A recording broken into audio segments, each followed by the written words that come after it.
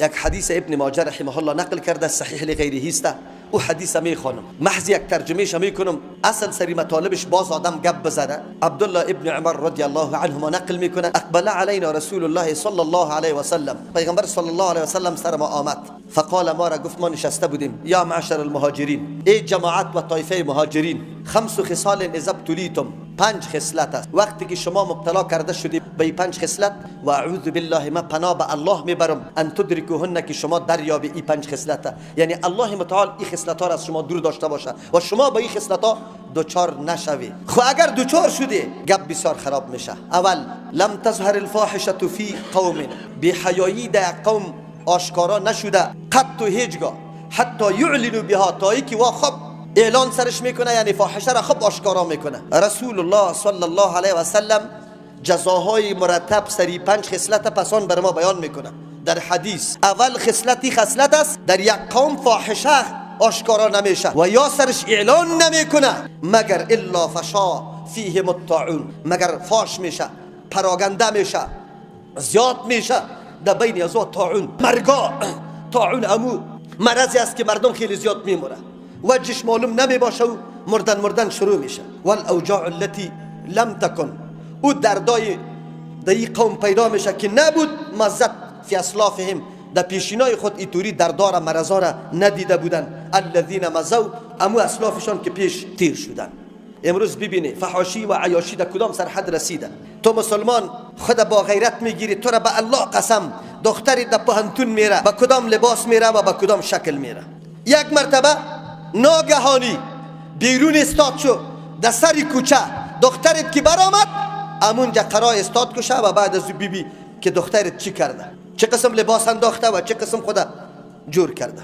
اعلان نکردیم به این فاحشه؟ از این که کجاست؟ ساجق جویده نمیشه، خنده و مذاق نیست، موبایل بنگی برالا گفتار نیست، در هتل رقص مختلط مرد و زن نیست، در بازار کدام حالت قرار داره؟ او تیکه فروش، او چوری فروش، و اسباب و وسایل آرایش فروش. پیسر از کدام ناحیه پیدا میکنی؟ خوش هستی که پیسه پیدا کردم. خب کی فروختی؟ با چه قسم دختر فروختی؟ چه قسم دختر به تو آمده بود؟ راستی تا بگو، در غم سودا زیاد بودی یا در غم بالا و پایین سای کردن کدامش؟ رسول الله دروغ نمیگه. طاعون است، مرگاه است که هیچ پرسان نکو، یک دم انفجارات است، 100 نفر میموره. مرض سرطان خو سابق میشناختی؟ مرض سرطانه، مرض ایدز، این جوانای 1000 نفری که در زیر پلیس سوخته است، این مرض نیست، این مصیبت نیست. خانواده ها تباه نشده، برباد نشده. این دردای گوناگونی که میایه از کجا میایه؟ به خاطر که فحشا زیاد شده. غیرت داریم، ناموس داریم، داد از حفاظت ناموس خود میزنیم. معلوم میشه که چقدر ناموست حفاظت کرده ای، دخترت حفاظت کرده ای، چقدر ریزه را پیش کردیم در پانتون که تعلیم دختر جدا، صنف دختر جدا باشه. دختر که میاد به حجاب بیا، کدام ریزه از کدام مسلمان، از صوفی، از شیخ، از ملا، از سید، از خوجه و از میا، کدام ریزه در پانتون پیش شده، در وزارت تحصیلات پیش شده، در پارلمان پیش شده. یک ریزگک وجود داره که در وزارت اطلاعات و فرهنگ من حیث یک مسلمان که سبا سند برد باشه که وزارت اطلاعات و فرهنگ ما ریزه میکنم سر اینمی تلویزیون دیوز که فحاشی نشر میکنه. کدام ریزه داریم؟ کلی ما داریم. بگویی اعلان به فحاشی شده یا نشده؟ آلی کبلا را تیر میکنه که مفت شوه. آلی خو یک کمی کسی پیسه نداشته باشه، اینترنت فعال کرده نمیتونه، دیده نمیتونه فحاشی را، بانک آلی عمومی شوه. در این تلاش روان است. ما در سخت امتحان الله متعال قرار داریم. یقینا هر کس دنبال کار روزگاری خود میرویم، در یک مجلس جمع نمیشیم، نمیگیم که ای وطن کدام طرف روان است. اگر ما ای وطن به می سیستم بگذاریم چه حالت میآید؟ ما تصمیم گرفتیم ان شاء الله ای را اعلان میکنم، شهرک جور میکنیم، منطقه را اختصاص میدیم. اگر دیگه زوری ما به مردم دیگه نمیرسه، به خود خو میرسه، به خانواده ما خو میرسه که ما جای علایده داشته باشیم که لا اقل دختری ما به امن باشه، بچیم به امن باشه، مکتب اسلامی باشه، عمل کرده موافق کتاب الله و سنت رسول الله باشه. باید تصمیم داشته باشیم، باید کوشش بکنیم، باید اگر دیگه نمیتونیم همین قدر خود توانی ما میرسه، بسیار میرسه، نمیکنیم 20 منزل آباد نمیکنیم، پخته آباد نمیکنیم. نیاکان ما در خشت خام روزگار تیر کرده، خب به خوشی تیر کرده، از خشت خام خانه به خود میسازیم. میتونیم، همین در قدرت ماست یا نیست؟ است. دنیا دیگه هم خراب شده میروه.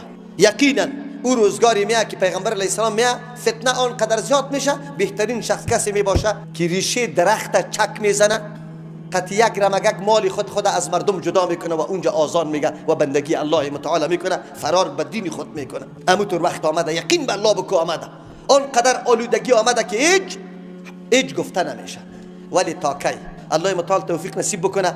ما باید بیدار باشیم، مکاید و دسیسه های دشمن لا اقل مطالعه بکنیم، فریب نخوریم و تصمیم قاطع برای عملی کردن احکام الله و رسول الله باید تصمیم قاطع داشته باشیم. نه پشتی ازی بگردیم که پدرم خفه میشه، نه پشتی ازی بگردیم که دوستم خفه میشه یا قومی مرا میکشه. بیایی که به ثبوت برسانیم، بان که مردی ما هیچ گور نشوه، یک نفر قطت نباشه، از صبح بزنی تا دیگر قبر خودت بکنی و مردی تا خودت بمانی، بعد از او خاک سرش چپه کنی که یک سند خود داشته باشی که ای الله به خاطر دین تو ما از معاشره بیرون شده، همین کار خود کردم. کاش که همینطور غیرت الله نصیبی ما بکنه. نداریم خو الله نصیبی ما بکنه.